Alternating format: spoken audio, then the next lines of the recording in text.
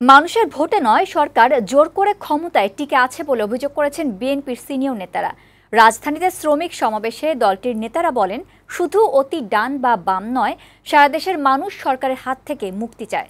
দলমত নির্বিশেষে সকল রাজনৈতিক দল মতপথের মানুষকে ঐক্যবদ্ধ হয়ে রাজপথে জোরালো আন্দোলনের প্রস্তুতি নেওয়ার আহ্বান জানান বিএনপির নীতি নির্ধারক নেতারা।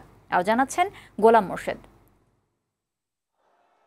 পহেলা মে আন্তর্জাতিক শ্রমিক দিবসে রাজধানীর নয়াপল্টনে কেন্দ্রীয় কার্যালয়ের সামনে শ্রমিক দলের ব্যানারে এই সমাবেশ করে বিএনপি। প্রচণ্ড দাবদাহ উপেক্ষা করে দীর্ঘদিন পর আবারও সরব হয়ে ওঠে নয়াপল্টন এলাকা।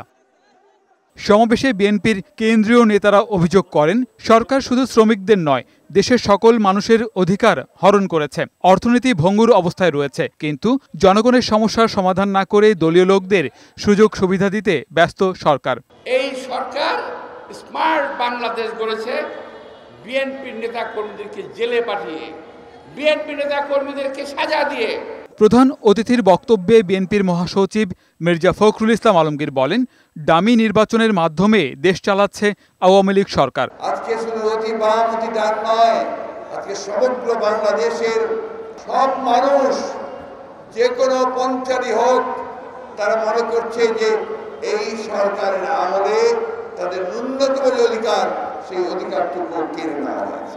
বিএনপি পরাজিত হয়নি, ফিনিক্স পাখির মতো জেগে উঠে রাজপথেই সরকার পতনের আন্দোলন সফল করার হুঁশিয়ারি দিয়েছেন মির্জা ফখরুল।